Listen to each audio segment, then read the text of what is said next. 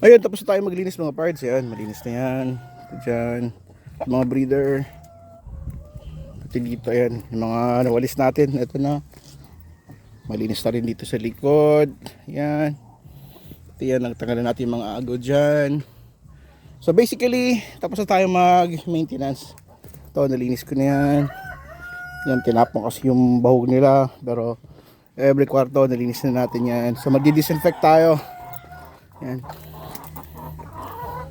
Yan, malinis to. Pati doon sa mga rooster natin. So, nag-enjoy na naman sila. Yun, no? Solid. So basically yun lang naman. Tapos tayo maglinis. And magdi-disinfect tayo. Yung talaga pinakamahirap na i-maintain dito sa manukan or sa farm is yung cleanliness. Ang hirap. Araw-araw mo talaga gagawin kasi nakakatamad. So tara, kunin natin yung binili nating sprayer. Let's go. Ayan mga parts, ito yung nabili nating sprayer pang disinfect 8 liters. Nabili ko to sa Shopee. Rechargeable na to mga parts, hindi mo na kailangan magbomba. Ito, dito mo lang siya yung on. Yan. Tapos kakabit mo lang to. Yan, diyan lumalabas yung basta yung tubig diyan lumalabas. At syempre, ito yung gagamitin natin, Protect Plus Gold, produkto ni San Miguel Animal Healthcare. So, yan. Maganda itong gamitin kasi safe na safe dito yung ating mga alagang manok. Kabit muna natin yung mga dapat ikabit. Suot nyo na yan dito. Ayan. Suot nyo yan dito. Kasi ito, pipihit nyo pa ganun. Para ma-hold yung hose. Diba? Okay. All goods. Simple na tayo. Ayan. Ang bango. Safe na safe sa lahat ng animals. 7.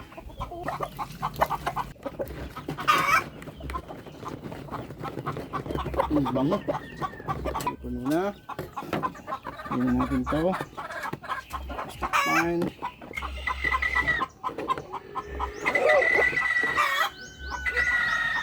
Okay.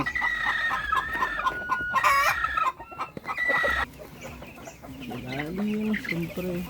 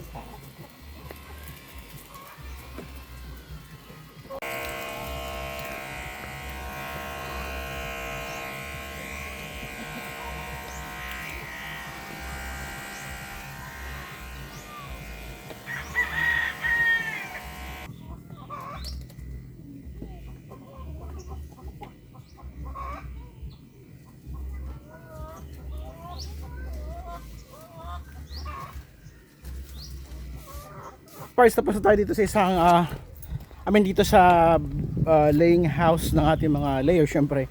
So dito na tayo sa breeder house. Tara, pagod pero okay lang, let's go.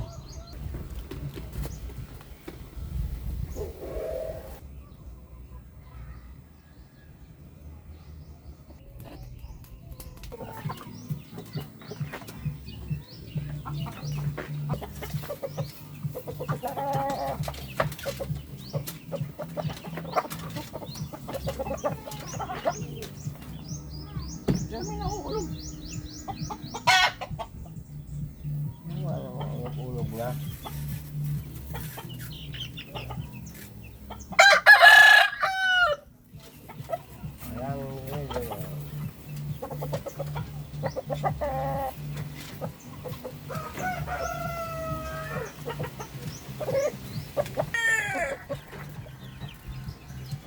Lumiwag na naman isa.